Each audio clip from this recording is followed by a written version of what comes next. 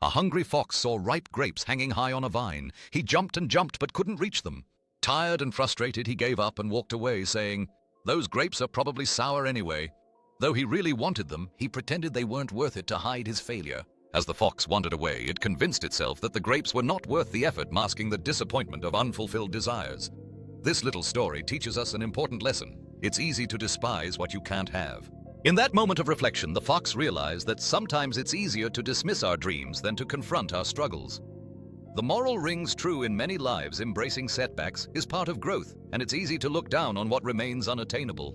Yet deep down, the fox understood that giving up would only lead to regret.